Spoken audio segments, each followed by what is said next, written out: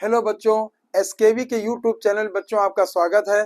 आज हम लोग बेटा जो 8वां नंबर जो टेस्ट है उसके विषय क्वेश्चन हम बेटा डिस्कस करने जा रहे हैं।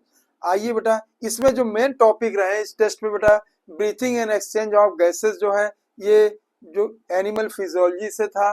Living word biological classification plant kingdom जो है ये बेटा जो है ये फिजियोलॉजी से बाहर के इनिशियल जो है एलिमेंट्री बायोलॉजी या बेसिक बायोलॉजी के क्वेश्चंस थे। तो हम लोग यहाँ पे 4 चैप्टर क्वेश्चन डिस्कस करेंगे। Breathing exchange of gases, living world biological classification of plant kingdom. बेटा आइए बेटा शुरू करें। What is significant structure did Corti describe in 1851? 1851 में कोर्टाई ने बेटा जो डिस्कस किया था उन्हीं के नाम पे बेटा देखा गया था। मैमल्स में एक हियरिंग स्ट्रक्चर होता है जिससे हम सुनने का काम करते हैं, उसे हम कहते हैं आर्गन ऑफ कोर्टाई बच्चों। और जो इसमें तो आंसर इसका बेटा दूसरा होगा, लेकिन इनमें ये स्ट्रक्चर जो इंटरनल ईयर में और भी होते हैं जैसे सेमी सर्कुलर कैनाल कहा जाता है, ये बैलेंसिंग का काम करता है और बेटा ये हियरिंग का काम करता है। ठीक, और ये कॉक्लियर नर्व है इंटरनल ईयर में जाती है बेटा, और स्टेकियन ट्यूब जो है ये मिडिल ईयर से और फेरिंग्स को कनेक्ट करता है। ईयर ड्रम के जो दोनों तरफ है एयर प्रेशर को बैलेंस करता है। तो आंसर बेटा इसका जाएगा आर्गन ऑफ कोर्टाई। तो पहले क्वेश्चन का आंसर जो होगा वो दूसरा आंसर होगा बेटा। दूसरे नंबर question, what is the primary purpose of breathing in organism? बेटा primary purpose of breathing, breathing का मतलब होता है बेटा ऑक्सीजन को लेना और CO2 को निकालना। मतलब वो एयर जिसमें ऑक्सीजन की मात्रा ज्यादा हो उसे हम इंस्पायरेशन के द्वारा लेते हैं, और जो वो एयर जिसमें कार्बन डाइऑक्साइड की मात्रा ज्यादा हो जो एक्सपायरेशन में होता है। ब्रीथिंग का घटनाक्रम सभी जीवों में होता है। प्लांट में ब्रीथिंग बच्चों आपको मालूम है वो ब्रीथिंग ऑर्गन नहीं होते, लेकिन ब्रीथिंग पोर पाए जाते हैं और जिनको आप स्टोमेटा और लेंटिसेल कहते हैं। हम लोगों में जो है ब्रीथिंग पोर के साथ नॉस्ट्रिल के साथ ब्रीथिंग ऑर्गन भी होते हैं। तो तुरंत बेटा यहाँ पे देखेंगे, to supply oxygen to break down of food molecule and remove carbon dioxide produce during catabolism. बेटा बात सही है। अगर हम यहाँ पे देखते हैं जो ब्रीथिंग का जो घटनाक्रम होता है उसमें ऑक्सीजन को लिया जाता है, कार्बन डाइऑक्साइड को दिया जाता है। ये ऑक्सीजन जो है न्यूट्रिएंट्स को इनडायरेक्ट ब्रेक डाउन करती है। इनडायरेक्ट ब्रेक डाउन का मतलब यह है कि एरोबिक रेस्पिरेशन में जो सेलुलर रेस्पिरेशन होता है उसमें 3 मुख्य स्टेप होते हैं, ग्लाइकोलिसिस, ETS और बेटा ग्लाइकोलिसिस, क्रेब्स साइकिल और ETS। लेकिन ये ना ग्लाइकोलिसिस में ऑक्सीजन का यूज होता है ना बेटा इसका यूज बेटा क्रेब्स साइकिल में होता है। इसका यूज जो होता है ETS के चौथे नंबर कॉम्प्लेक्स होता है, इसलिए इनडायरेक्ट कहा गया। तो supply oxygen for the break down of food molecule and remove carbon dioxide produce during catabolism. ये बात आंसर इसका बेटा पहला होगा। तो यहाँ पे आप दूसरा याद करेंगे। ठीक, यहाँ पे बेटा आंसर जो होगा तीसरा होगा।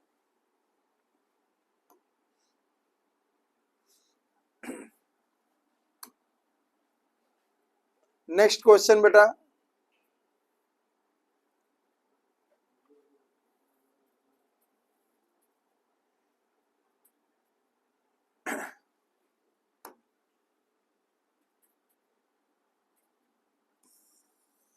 देखते हैं बेटा। Why do lower invertebrates like sponges and flatworm exchange gas directly through their body surface? मतलब स्पंज और फ्लैटवॉर्म में जो है उनमें जो ऑक्सीजन और CO2 या गैसेस का एक्सचेंज होता वो सीधे शरीर की सतह से होता है। इसका मुख्य कारण क्या है? देखिएगा, they have highly developed lungs. बेटा बिल्कुल गलत है। लंग्स बच्चों जो पाए जाते हैं वो वर्टिब्रेट्स में पाए जाते हैं और जो टेरेस्ट्रियल होते हैं, वर्टिब्रेट भी होते हैं और टेरेस्ट्रियल होते हैं, उनमें बेटा लंग्स पाए जाते हैं। तो पहला गलत हुआ। They are small size simple body organisation allow diffusion across the entire surface. बड़ा ये बात बिल्कुल सही है। ठीक, they have network of tracheal tubes, गलत है। ट्रैकियल ट्यूब्स जो होती हैं बच्चों, ये इंसेक्ट या आर्थ्रोपोड का करेक्टर होता है। ठीक है बेटो, दे यूज गिल्स फॉर, बड़ा गिल्स जो है एक्वेटिक एनिमल्स का करेक्टर है। तो लंग्स जो हो गया टेरेस्ट्रियल का हुआ, गिल्स जो है एक्वेटिक का हुआ, और ट्रैकियल ट्यूब जो है आर्थ्रोपोड का होगा। तो 93 का जो आंसर जाएगा बेटा, ये दूसरा उत्तर जाएगा। बेटा हम लोगों को हर क्वेश्चन पे देखना है, हम आपको यहाँ हिंदी में भी क्वेश्चन प्रोवाइड करा रहे हैं, इंग्लिश में भी, और दोनों ही तरीके के चारों आंसर को डिस्क्राइब करके फिर हम लोग आगे बढ़ रहे हैं बेटा। ठीक है, अगला question, which of the following structure primarily used in insect to transport atmospheric air with in the body. निम्नलिखित में से किस संरचना का उपयोग मुख्य रूप से कीड़ों द्वारा शरीर के भीतर वायुमंडलीय हवा को लाने ले जाने के लिए किया जाता है। बेटा जो इंसेक्ट हैं बच्चों, एक बात है, जो क्लास इंसेक्टा के एनिमल है, इनमें जो होता है जो रेस्पिरेटरी पिगमेंट जो ट्रांसपोर्ट ऑफ गैसेस करता है वो एब्सेंट होता है, बहुत इंपॉर्टेंट पॉइंट। तो इनमें जो एक्सचेंज जो है डायरेक्ट ट्यूब्स के द्वारा, टिश्यू के द्वारा होता है, जिनको हम बेटा ट्रैकियल ट्यूब्स कहते हैं। तो लंग्स नहीं होता है बेटा, गिल्स नहीं, मॉइस्ट स्किन भी नहीं, ट्रैकियल ट्यूब्स होता है। और ट्रैकियल ट्यूब्स जो है स्पेशल टाइप की ट्यूब होती हैं जो गैसियस एक्सचेंज का काम करती हैं। लंग्स आपको मैंने बताया है, ये टेरेस्ट्रियल एनिमल का, एक्वाटिक एनिमल का। मॉइस्ट स्किन जो हो गया, जैसे फ्रॉग है, ये एक्वाटिक एम्फीबियन है, उनमें बेटा पाया जाता है। अगला क्वेश्चन हम लोग बेटा देखते हैं,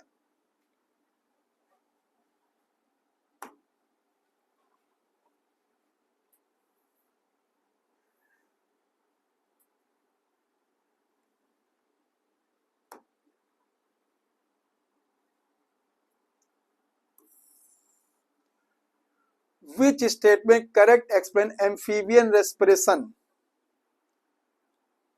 बेटा एम्फीबियन रेस्पिरेशन की बात की जाती है बच्चों, तो एम्फीबियन रेस्पिरेट ओनली थ्रू गिल्स नहीं बेटा, एम्फीबिया जो होते हैं बेटा एक्वाटिक भी होते हैं, एम्फीबिया टेरेस्ट्रियल भी होते हैं। जो टेरेस्ट्रियल होते हैं उनमें बेटा जो रेस्पिरेशन जो है, जैसे फ्रॉग है तो उसमें स्किन के द्वारा भी होता है जिसे क्यूटेनियस कहेंगे, उसमें लंग्स के द्वारा भी होता है जिसे पल्मोनरी कहेंगे, उसमें बक्को फेरिंजियल बक्वल केविटी के द्वारा भी होता है। लेकिन उसके जो लार्वल स्टेज जो टैडपोल है उनमें गिल्स के द्वारा होते हैं, ब्रैंकियल कहते हैं। तो उस आधार पर बेटा देखेंगे एम्फीबियंस रेस्पायर थ्रू लंग्स, ठीक, can also their moist skin cutaneous gas exchange. Answer बेटा इसका दूसरा होगा। ठीक, ट्रैकियल ट्यूब्स नहीं होगा, ये आर्थ्रोपोड का होता है। Amphibians have only pulmonary respiration, can not perform cutaneous, बेटा नहीं। एम्फीबियन में बेटा एक बात ध्यान रखिएगा, ऑलवेज रेस्पिरेशन जब आएगा हमेशा तो क्यूटेनियस होता है। जब वो हाइबरनेशन में कंडीशन फ्रॉग होता है, एस्टिवेशन कंडीशन में होता है, मतलब समर स्लीप और विंटर स्लीप में होता है, उस समय उसमें रेस्पिरेशन केवल एंड केवल जो होता है वो स्किन के द्वारा होता है। लेकिन जब एक्टिव स्टेज होता है, टेरेस्ट्रियल पे होता है, तो उसमें मुख्य रूप से रेस्पिरेशन जो होता है बेटा वो लंग्स के द्वारा होता है, जिसे हम बेटा पल्मोनरी रेस्पिरेशन कहते हैं।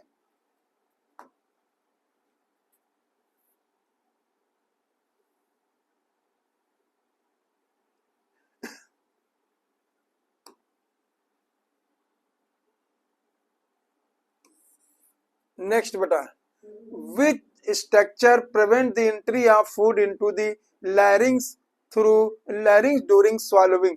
निगलने के दौरान कौन सी संरचना भोजन को स्वर यंत्र में प्रवेश करने से रोकती है।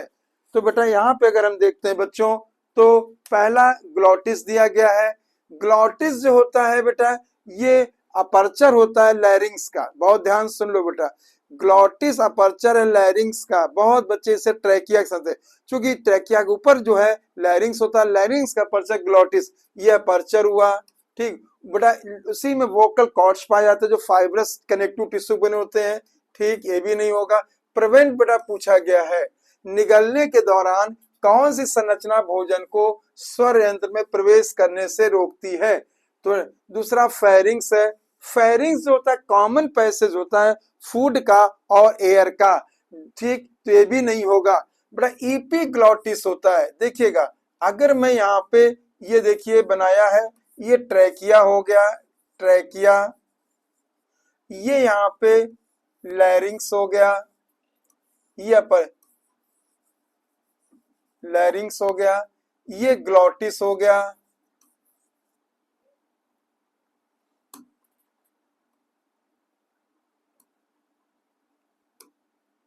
ग्लॉटिस हो गया, और यहाँ पे बेटा ईपीग्लॉटिस होता है।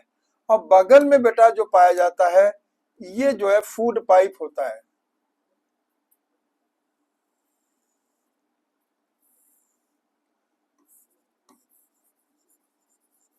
ये फूड पाइप होता है जिसे ईसोफेगस कहते हैं,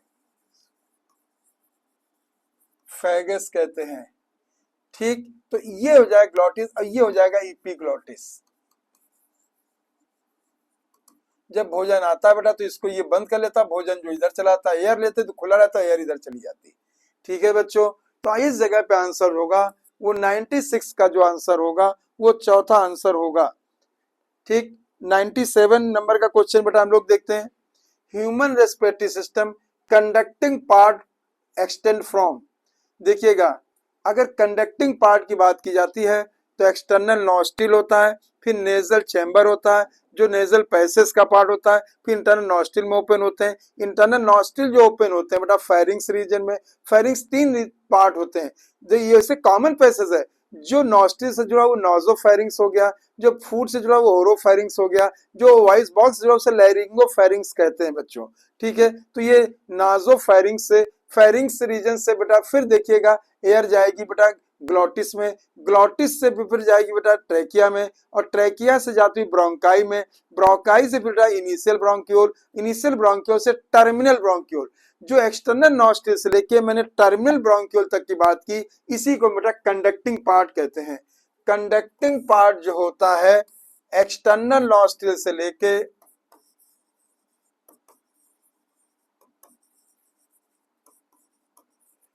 लेके टर्मिनल ब्रोंक्यूल तक होता है, टर्मिनल ब्रोंक्यूल तक होता है। तो एक्सटर्नल नॉस्ट्रिल एंड एल्विलाई नहीं बेटा, नॉस्ट्रिल एंड टर्मिनल, ये आंसर इसका बेटा दूसरा आंसर होगा।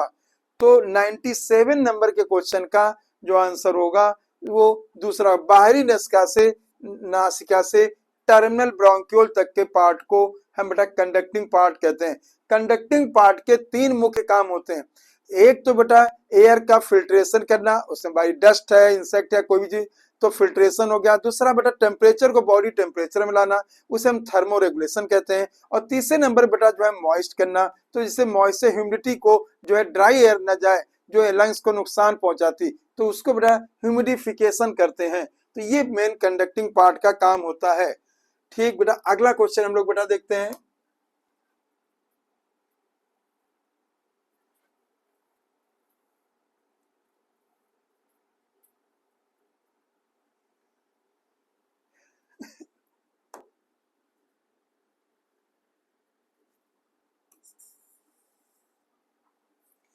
Alveoli are specially adapted to gas exchange because they are thick walled. बेटा देखिए, जहाँ एक्सचेंज होता है बहुत ध्यान रखो बेटा, एक्सचेंज हमेशा थिन वॉल्ड होगा, और वहां पे जो थिन वॉल्ड होने के साथ जो सेल्स जो होंगी बेटा वो वहां पे स्क्वैमस इपिथेलियम की होती हैं।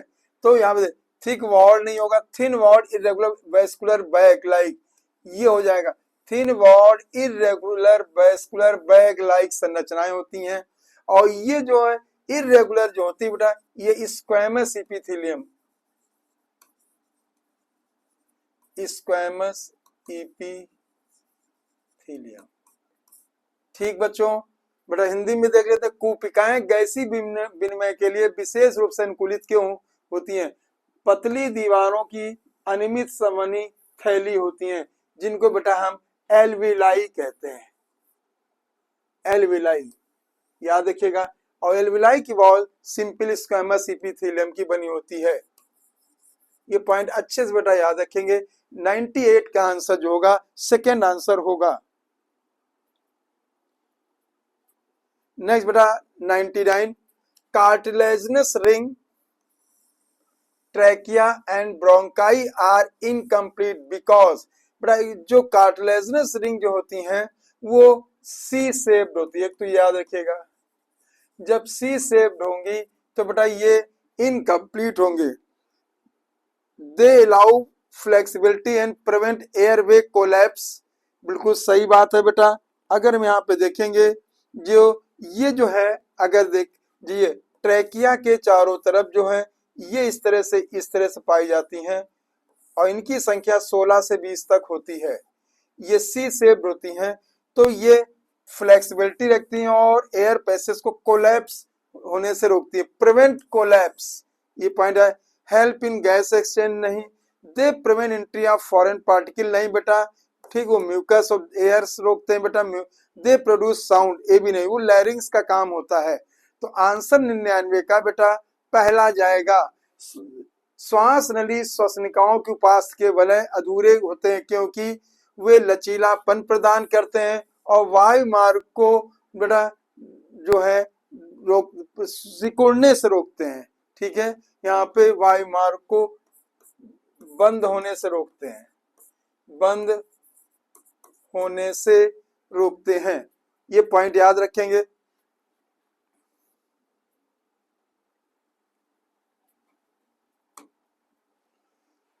हंड्रेड नंबर का क्वेश्चन बेटा देखते हैं हम लोग।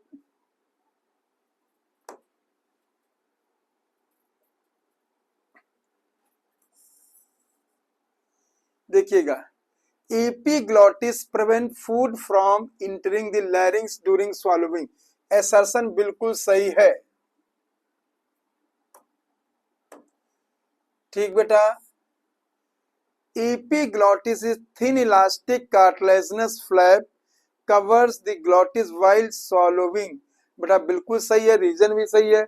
जब भोजन बेटा हम निगलते हैं उस समय जो ग्लॉटिस अपर्चर लैरिंग्स का है उसको एपिग्लॉटिस ढक देता है, जिससे कि बेटा जो विंड पाइप है उसमें भोजन नहीं जाता है। लेकिन जब ब्रीथिंग करते हैं, रेस्पिरेशन करते हैं, उस समय बेटा एपिग्लॉटिस ओपन रहता है और एयर जो है माउथ द्वारा सीधे जो है वो ग्लॉटिस के द्वारा जो विंड पाइप में जाती है। तो A R two R is correct explanation to A, बड़ा 100वें नंबर का जो आंसर होगा वो पहला आंसर होगा।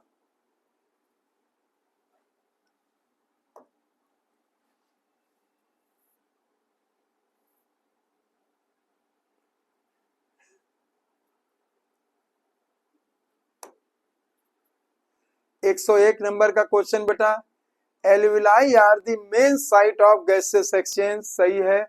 Alveoli are thick wall supported by cartilaginous facilitated diffusion, बेटा अगर यहाँ पे देखेंगे तो एल्विलाई जो है वो मतलब वाई कोष्ठिका है, गैसीय विनिमय का स्थल है, ये बात असर्शन तो सही है।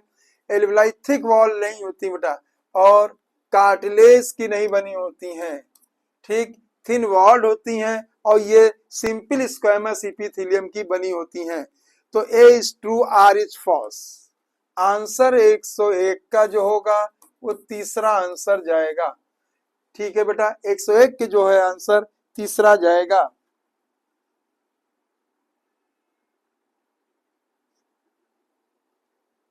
अगला बेटा देखते हैं, conducting part of the respiratory system include bronchi, bronchioles and alveoli.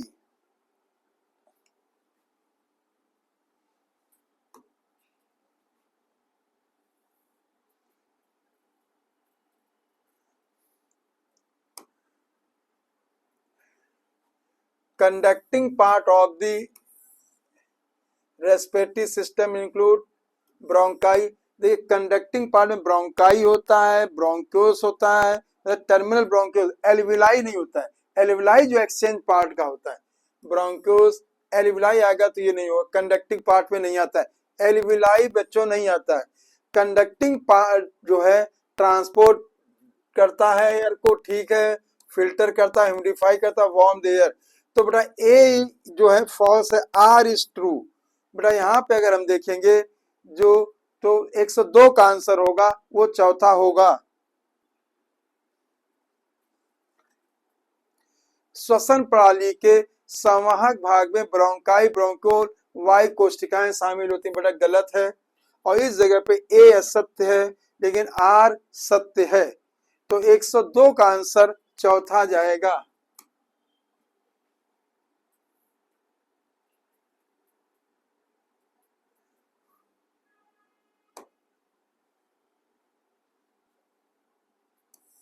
एक सौ तीन नंबर देखते हैं।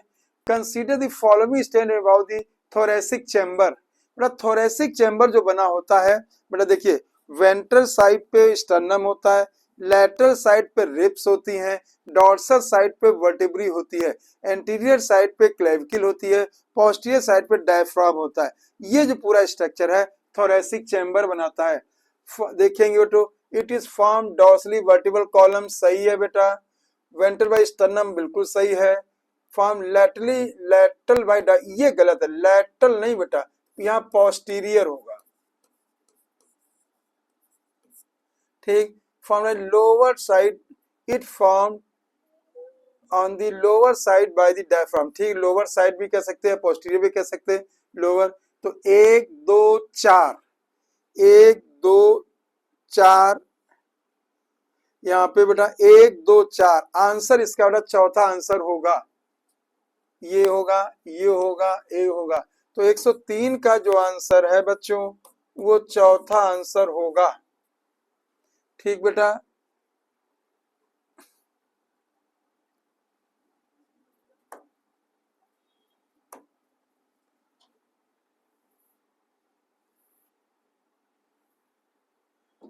Choose the correct option for A and B given.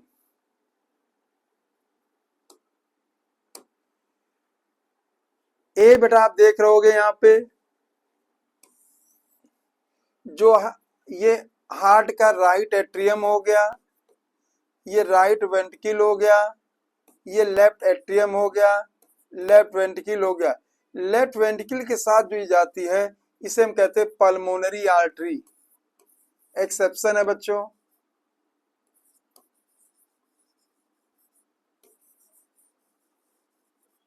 इसमें डीऑक्सीजनेटेड ब्लड होता है।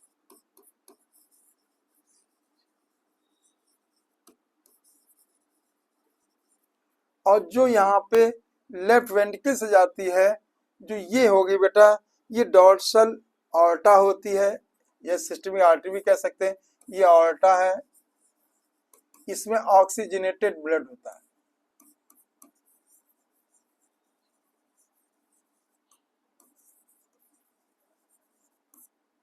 ठीक बेटा। तो इस जगह पे ए हो जाएगी pulmonary artery has pure blood, मतलब oxygenated blood, is pure, impure blood होगा बेटा। ठीक है, डीऑक्सीजनेटेड मतलब इम्प्योर होता है, ऑक्सीजनेटेड मतलब प्योर। आप ये मतलब निकालिए। अब आप आंसर यहाँ निकालिए बेटा। देखेंगे ए पल्मोनरी वेन गलत, ए पल्मोनरी आर्टरी और प्योर ब्लड नहीं, इम्प्योर ब्लड होगा बेटा यहाँ पे।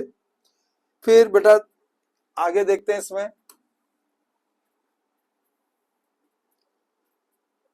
ए pulmonary artery impure blood, B vein has pure blood. तीसरा आंसर बेटा इसका जाएगा, अभी मैंने चित्र में आपको बता दिया। तीसरा pulmonary artery impure blood, pulmonary vein pure blood. Impure का मतलब डीऑक्सीजनेटेड है बेटा,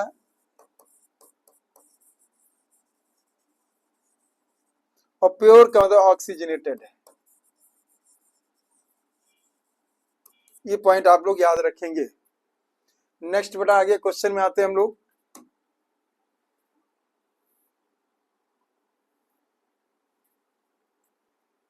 during inspiration air इंटर्स the lung because.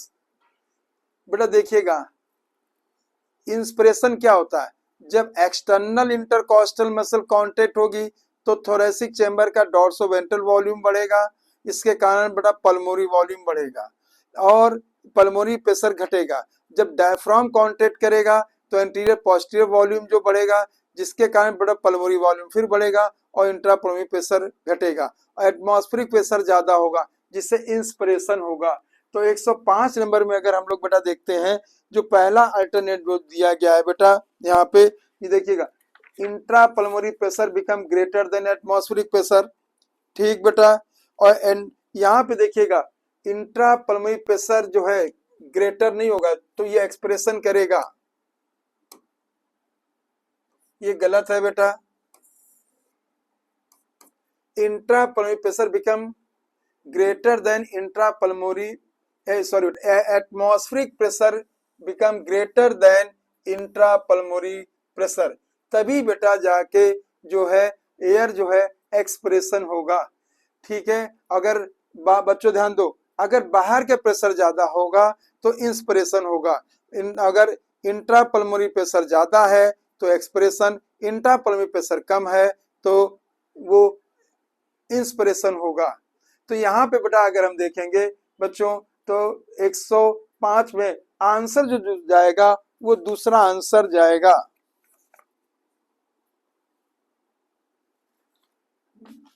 ठीक, वायुमंडलीय दाब अंतराफलक दाब से अधिक हो जाता है। देखिए, external intercostal muscle are cut surgically in experimental animal. ठीक, डायफ्राम रिमेन इंटैक्ट, बचा रहेगा। तो what effect will this have inspiration, एक प्रायोगिक जानवर में बाहरी इंटरकॉस्टल मांसपेशियों को शल्य चिकित्सा से काट दिया जाता है जबकि डायफ्राम बरकरार रहता है, तो अंतर श्वसन पर इसका क्या प्रभाव पड़ेगा। देखिएगा, इंस्पिरेशन विल बी अनअफेक्टेड। देखिए, जब एक्सटर्नल कॉस्टल मसल को हटा दिया गया, चूंकि बात आपको मालूम है जब एक्सटर्नल इंटरकॉस्टल मसल में कॉन्ट्रैक्शन होता है तभी इंस्पिरेशन होता है, जब डायफ्राम में कॉन्ट्रैक्शन होता है तभी इंस्पिरेशन होता है। तो inspiration will be unaffected as diaphragm alone sufficient. नहीं बेटा, ये नहीं, दोनों का, जबकि डायफ्राम का मेजर रोल है लेकिन यहाँ पे बेटा जो एक्सटर्नल इंटरकॉस्टल मसल है उनका भी मेजर रोल होता है। Inspiration will be partially impaired because dorsoventral expression is reduce. बेटा हाँ, ये बात सही है बेटा, जो यहाँ पे अंतर श्वसन आंशिक रूप से बिगड़ जाएगा क्योंकि पृष्ठाधर विस्तार कम हो जाता है। तो इस जगह पे बेटा आंसर दूसरा जाएगा, आंसर जो होगा इस जगह पे दूसरा उत्तर होगा।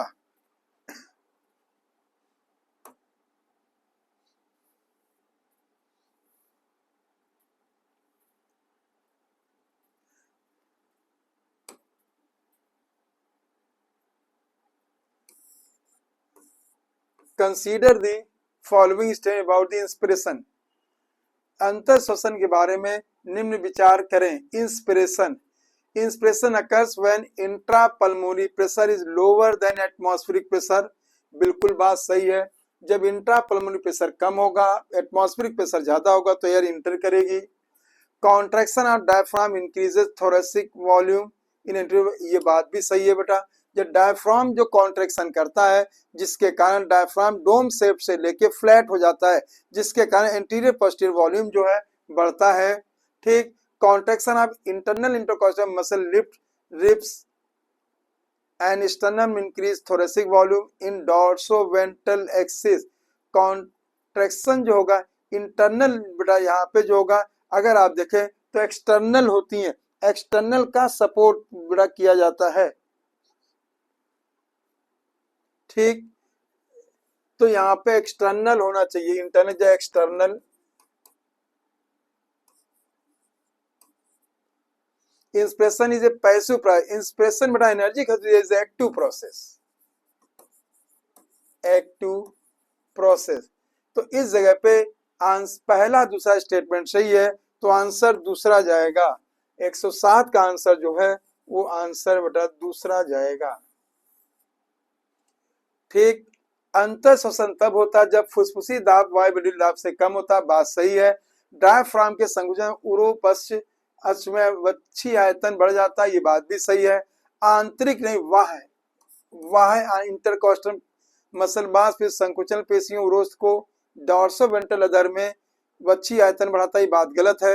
अंतर श्वसन एक सक्रिय है क्रिया, निष्क्रिय नहीं होगा बेटा, यहाँ पे सक्रिय क्रिया है, सक्रिय क्रिया है। तो इस जगह आंसर बेटा जो जाएगा वो दूसरा जाएगा।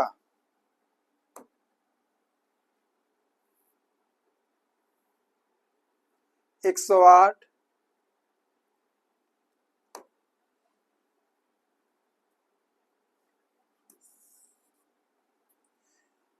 Regarding expression normal breathing which are the following is true. Expression के लिए कौन सी बात सही है? देखते हैं बच्चों, expression occurs when intrapulmonary pressure is higher than atmosphere, बिल्कुल बात सही है। Mainly result relaxation of diaphragm, ठीक। एन एक्सटर्नल इंटरकॉस्टल मसल, ठीक बेटा। Expression always require abdominal muscles, नहीं बच्चों। Elastic require lungs help in normal expression, ठीक है बेटा। तो इस जगह पे अगर हम लोग बेटा देखते हैं तो पहला, दूसरा और चौथा आंसर जाता है। तो आंसर जो होगा इस हिसाब से बेटा तीसरा जाएगा।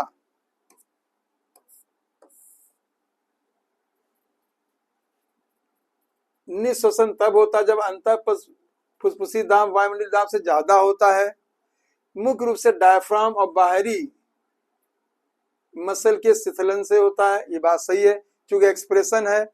और अगर इंस्पिरेशन है तो कॉन्ट्रेक्शन होगा, ठीक। निःश्वसन के लिए हमेशा नहीं बेटा, ये बात गलत है। फेफड़ों का इलास्टिक प्रतिघात सामान्य होता है, ये बात भी सही है। तो आंसर यहाँ पे तीसरा जाएगा, 108 का आंसर तीसरा होगा।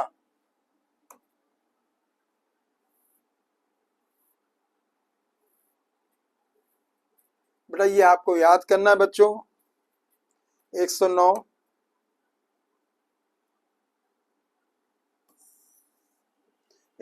बेटा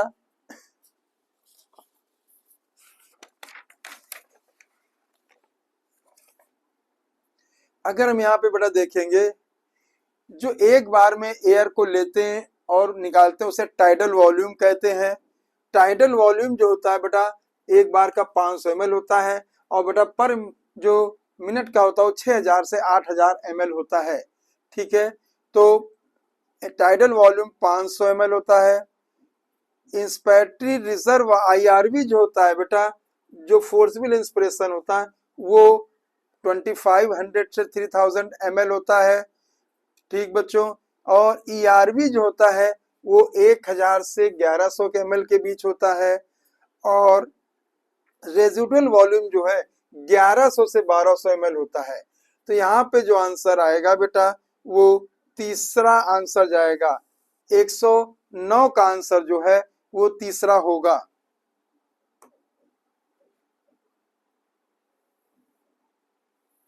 एक 110 बेटा मैचिंग टाइप का है, यहाँ पे देखेंगे हम लोग बच्चों।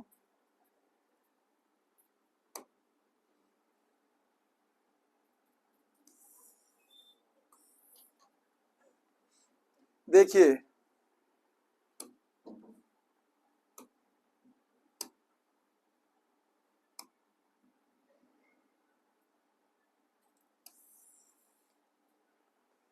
Match the following respective volume with their description, निम्नलिखित में श्वसन आयतनों को उनके विवरण से मिलाएं, ठीक है बेटा।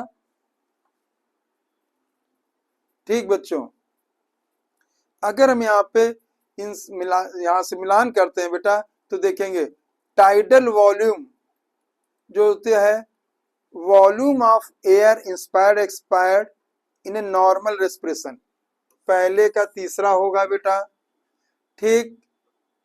आईआरवी, आईआरवी जो होगा पर्सन कैन इंस्पायर फोर्सबल इंस्पिरेशन, ठीक है। फोर्सबल इंस्पिरेशन होगा तो आईआरवी है, फोर्सबल एक्सप्रेशन है तो ईआरवी होता है, ठीक बेटा।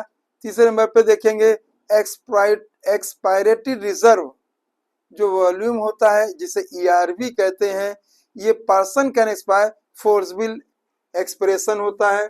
अब बेटा याद रखो, नॉर्मल है तो इंस्पिरेशन होगा, नॉर्मल एयर को निकालने को एक्सप्रेशन कहेंगे, और इसमें फोर्सबल जुड़ जाए, इंस्पिरेशन के साथ फोर्सबल जुड़ जाए तो आईआरवी, एक्सप्रेशन के साथ फोर्सबल जुड़ जाए तो ईआरवी होता है। अभी मैंने इसकी वॉल्यूम की चर्चा किया है बेटा, ठीक है। रेजिडुअल वॉल्यूम जो होता है air that remains lungs after forcible expression, जो एयर बची रहती है उसे बेटा रेजिडुअल वॉल्यूम कहते हैं। तो इस जगह पे जो आंसर जाएगा वो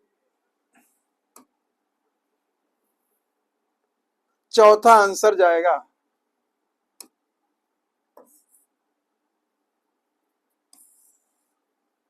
आंसर 4 होगा।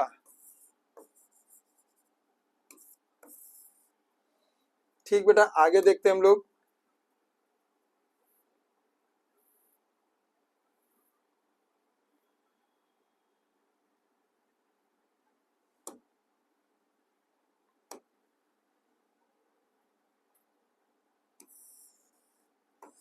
देखिएगा, बहुत अच्छे सुनो बेटा। जब आईआरबी के साथ जो है टाइडल वॉल्यूम जोड़ा जाएगा तो आईसी हो जाएगा। ईआरबी के साथ टाइडल वॉल्यूम जोड़ा जाएगा तो ईसी हो जाएगा। जब तीनों को जोड़ेंगे तो बेटा, तो जो तीनों को जोड़ने के बाद बेटा वाइटल कैपेसिटी होती है। तो इस जगह पे हमें बेटा ये देखना है आईसी। आईसी मतलब हुआ आईआरबी प्लस टाइडल वॉल्यूम, ये देखेंगे। EC ERB plus tidal volume, ये हो गया बेटा। ठीक, यहाँ पे वाइटल कैपेसिटी जो होगा, तीनों को जोड़ दो, ईआरबी और टाइडल वॉल्यूम, और ईआरबी आरबी को फंक्शनल रेजिडुअल वॉल्यूम कहते हैं। तो इस जगह पे पहले का दूसरा है, दूसरे का तीसरा है, तीसरे का चौथा है, और चौथे का पहला है। आंसर दूसरा जाएगा, इसका आंसर जो होगा बेटा दूसरा होगा। तो 111 का जो आंसर होगा बेटा वो दूसरा आंसर जाएगा। 112 नंबर को देखते हैं बेटा हम लोग।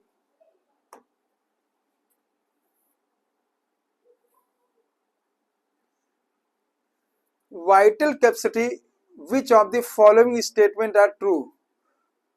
वाइटल कैपेसिटी के संबंध में निम्नलिखित में से कौन कथन सत्य है। ठीक है बेटा, it is maximum volume of air a person can inspire after normal expression. नहीं बेटा, ये गलत है।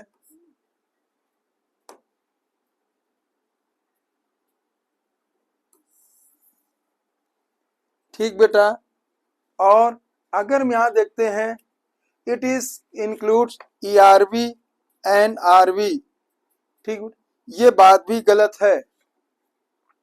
It is also defined as a maximum volume of air a person can expire after forced inspiration. तो बेटा ये बात जो है सही आ रही है यहाँ पे अगर देखा जाए। ठीक है, और it is same as functional residual volume, तो ये बात भी गलत है। तो यहाँ पे बेटा देखें, पहली बात भी गलत हो गई, दूसरी भी गलत है, चौथी भी गलत है। तो यहाँ पे केवल जो है बेटा तीसरा स्टेटमेंट सही जा रहा है। वाइटल कैपेसिटी इस संबंध में निम्नलिखित में से कौन सा कथन सत्य है। एक सामान्य श्वसन के बाद व्यक्ति द्वारा ली जा रही सकने वाली अधिकतम हवा, नहीं बेटा। इसमें ईआरबी और टाइडल वॉल्यूम बिल्कुल नहीं बेटा। इसे एक व्यक्ति द्वारा बलपूर्वक श्वसन के बाद छोड़ी जा सकने वाली अधिकतम हवा की मात्रा रूप में परिभाषित किया जाता है, ये बात भी सही है। तो इस जगह पे जो उत्तर होगा यहाँ पे तीसरा उत्तर जाएगा। ओनली जो होगा इसमें तीसरा होगा। हिंदी में बेटा थोड़ा गड़बड़ दिया गया है, उसको आप मत ध्यान दीजिएगा।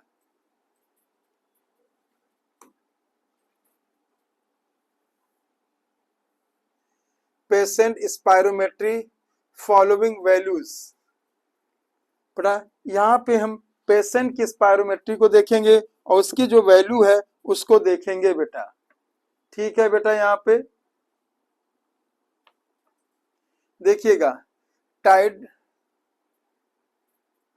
एक रोगी का स्पायरोमेट्री निम्नलिखित मान दिखाता है। टाइडल वॉल्यूम जो है 500 ml,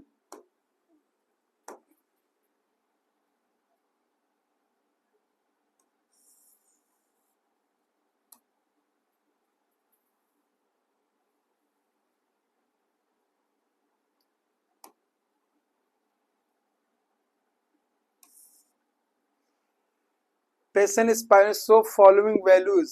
ठीक है, टाइडल वॉल्यूम जो है 500 ml है। ठीक, आईआरबी 2500 ml है, ईआरबी 1000 ml है, और रेजिडुअल वॉल्यूम 1200 ml है। तो इस जगह पे अगर हम देखते हैं बच्चों, तो इसमें स्पायरोमेट्री के द्वारा जो हम डिटेक्ट करेंगे तो उसके अनुसार जो होगी वाइटल कैपेसिटी जो होती है वो लगभग 4500 के लगभग होती, 4000 के आसपास होती है। ठीक, और ये जो होती है बच्चों IC plus EC plus TV, इनको अगर जोड़ेंगे तो लगभग लगभग जो है वो 4500 के आसपास आती है। तो 130 इसमें जो अगर नियरेस्ट वैल्यू अगर हम देखेंगे जो वो जो बेटा जाएगी 113 का जो उत्तर जाएगा बेटा वो होना चाहिए बेटा, वो तीसरा आंसर होना चाहिए।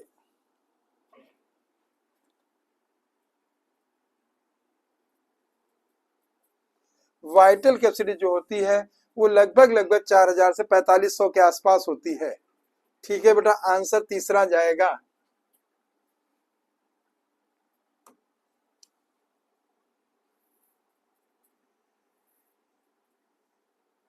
अगला बेटा आ रहा है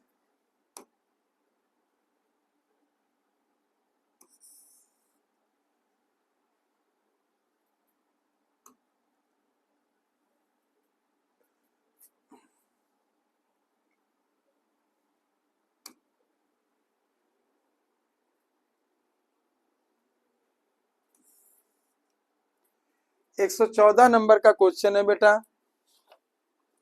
और इसमें हम लोग बेटा देखते हैं कि कौन सा स्टेटमेंट सत्य है। Functional residual capacity is the volume of air that remain in the lungs after normal expression. ठीक है बेटा, residual volume is the air that remain in the lungs after forcible expression, ये बात भी सही है। तो बेटा अगर हम यहाँ पे देखेंगे 114 का जो आंसर आएगा बेटा वो जो जाएगा वो पहला आंसर जाएगा, क्योंकि दोनों ही स्टेटमेंट जो यहाँ पे है वो ट्रू है।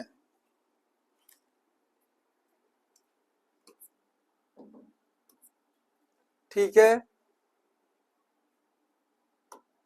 115 देखते हैं। Which can significantly influence the rate of diffusion of gas across respiratory membrane।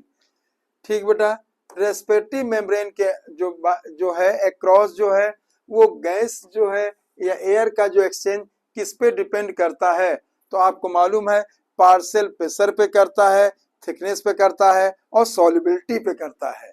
अब हम लोग यहाँ पे बेटा देखेंगे कि 115 में जो है कौन सा आंसर जाएगा। ठीक, solubility of gas and thickness of the membrane, बिल्कुल सही, पहली लाइन पे देखो दे दिया इन्होंने।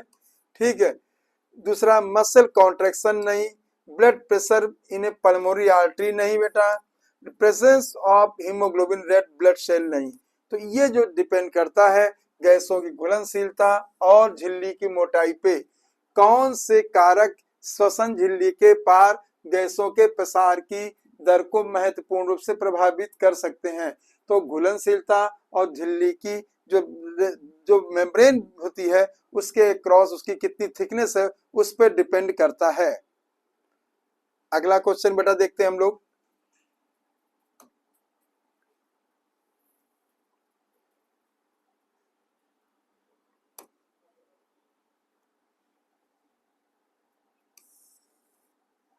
Partial pressure of carbon dioxide in tissue is about 45 millimeter Hg, whereas oxygenated blood it is 40 millimeter Hg। ठीक, what will be direction of CO2 diffusion। ठीक बेटा, अगर हम यहाँ पे पार्शियल प्रेशर के आधार पे देखेंगे तो ये घटनाक्रम कहाँ हो रहा है, तो ये देखिएगा, देखा जाए तो जब बेटा ये अगर लंग्स से रेस्पिरेटरी ऑर्गन से और ब्लड में जा रहा है तो उस जगह पार्शियल प्रेशर ऑक्सीजन जो होता है वो जो 104 होता है और CO2 जो होता है 40 होता है। लेकिन जब टिश्यू लेवल पे जाते हैं बेटा तो वहां पे आप देखेंगे CO2 का पार्शियल प्रेशर जो होता है टिश्यू में वो 45 होता है और ऑक्सीजन का वहां पे बेटा जो है 40 होता है। तो इस जगह पे जो डायरेक्शन CO2 जो होगी वो टिश्यू टू ब्लड होगी। इस जगह आप याद रखें बेटा, इंपॉर्टेंट है ये लाइन जरूर याद रखिएगा, ऊतकों से रक्त की ओर, क्योंकि ब्लड जो है जब वहां पे ले जाता है टिश्यू में तो उस जगह पे पार्शियल प्रेशर है टिश्यू के अंदर देखा जाए तो कार्बन डाइऑक्साइड का ज्यादा होता है और ऑक्सीजन का कम होता है। जिसके कारण कार्बन डाइऑक्साइड जो है वो टिश्यू से ब्लड में आ जाएगी, ऑक्सीजन जो है वो ब्लड से टिश्यू में चले जाएगी। ठीक है बच्चों, अगला क्वेश्चन देखते हैं 117।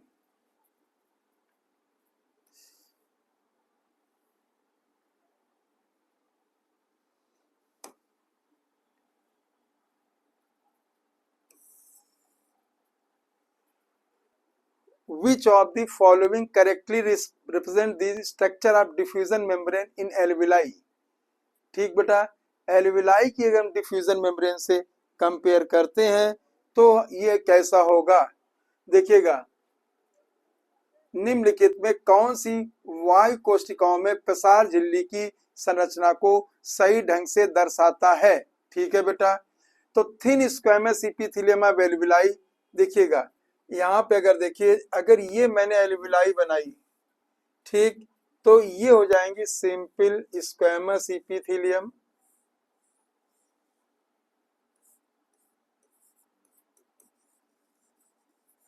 Simple squamous epithelium. इसके बीच में जो है बेटा thin simple squamous epithelium, एल्वेओलर thick connective tissue नहीं बेटा, फिर बीच में आ जाएगी यहाँ पे बेसमेंट मेम्ब्रेन आएगी, ये नॉन सेलुलर होती बेटा,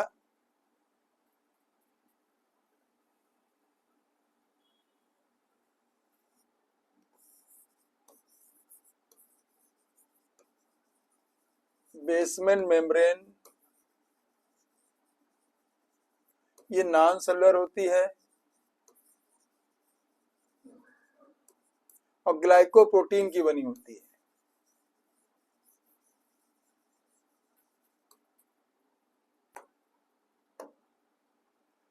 फिर बेटा ब्लड कैपिलरीज की आती है स्क्वैमस इपिथेलियम,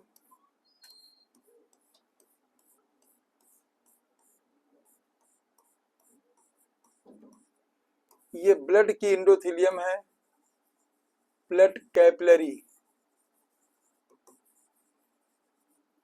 की इंडोथीलियम है।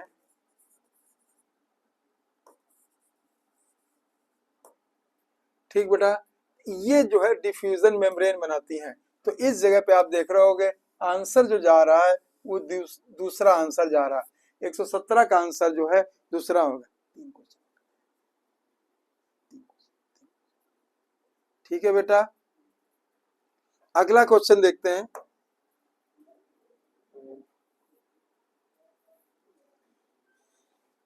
Thickness of the diffusion membrane is usually, बेटा आपको इसे याद करने वाला है, जो विसरण झिल्ली की मोटाई आमतौर पर लगभग 1 मिलीमीटर होती है, हम कहेंगे 1 मिलीमीटर से कम होती है, मच लेस देन 1 मिलीमीटर। ये सीधी सीधी जो है एनसीईआरटी की लाइन है। ठीक है बेटा,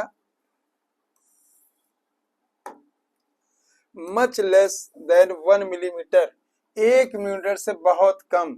इस जगह पे 118 जो आंसर है सीधे आप लोग बेटा याद कर लो बेटा। नेक्स्ट बेटा 119 नंबर क्वेश्चन देखते हैं। Which of the following correctly represent the proportion CO2 transport different means, बेटा आर CO2 का ट्रांसपोर्ट जो है कैसे होता है, तो कार्बन डाइऑक्साइड जो है आरबी के साथ सी द्वारा 20 से 25% होता है, 70% जो होता है सोडियम बाइकार्बोनेट के द्वारा होता है, और 60% डिजोल्व प्लाज्मा के रूप में होता है। तो निम्नलिखित में से कार्बन डाइऑक्साइड के विभिन्न साधनों द्वारा परिवहन के अनुपात को सही ढंग से दर्शाया गया है। 20 से 25 आरबीसी द्वारा, 70% बाइकार्बोनेट और 60 जो है वो प्लाज्मा के द्वारा किया गया है। तो इसका बड़ा आंसर जो होगा वो पहला आंसर होगा। 120 क्वेश्चन देखते हैं बेटा, देखेंगे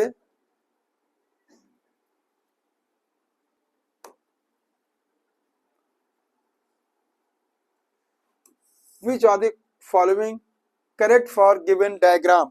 अगर हम यहाँ डायग्राम की बात करते हैं बेटा तो यहाँ पे देखेंगे, देखिए एक्सप्रेशन हो रहा है, आप देखिए ये एयर बाहर जा रही है, दोनों चाहे हिंदी देखें तो थोरेक्स वॉल्यूम जो है डिक्रीज होगा, ठीक इंक्रीज नहीं होगा, थोरेक्स वॉल्यूम डिक्रीज होगा, जिसके कारण इंट्रापल्मोनरी प्रेशर बढ़ेगा और एक्सप्रेशन होगा। डायफ्राम रिलैक्स होता है नहीं होगा, ये भी गलत है।